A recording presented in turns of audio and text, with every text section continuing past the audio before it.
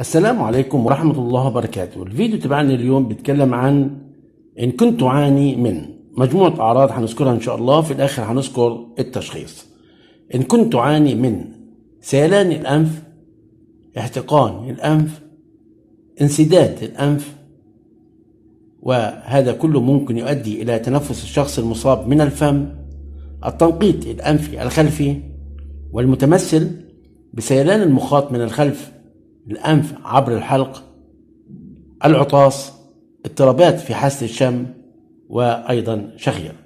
هذه العلامات كلها تخص الأنف. أما الأعراض العامة: الشعور بضغط في منطقة الجبهة أو الوجه بشكل عام، المعاناة من حكة حول العين، اضطرابات في حاسة التذوق، التهابات الجيوب الأنفية المزمن، زيادة فرص الإصابة ببعض أنواع التحسس مثل الناجم عن التعرض للمواد الكيميائية والغبار، بالإضافة إلى ارتفاع خطر الإصابة بحساسية الأسبرين، وأخيرا الأزيز المصاحب للتنفس. هذه كلها الأعراض الخاصة بالأنف. والأعراض العامة هي أعراض وجود لحمية بالأنف للكبار.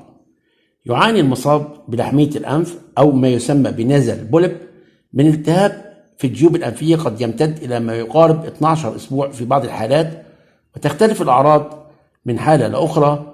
والجدير بالذكر أن بعض الأشخاص قد لا تظهر عليهم أي أعراض تذكر عند الإصابة بلحمية الأنف، خصوصا في حال كان حجم اللحمية صغيرا. أما في حال وجود هذه الأعراض يجب التوجه إلى طبيب الأنف والأذن والحنجرة للعلاج، وربما يحتاج المريض لعملية تنظير جيوب أنفية. أتمنى تكونوا استفدتم من هذا الفيديو، كان بعنوان أعراض وجود لحمية بالأنف.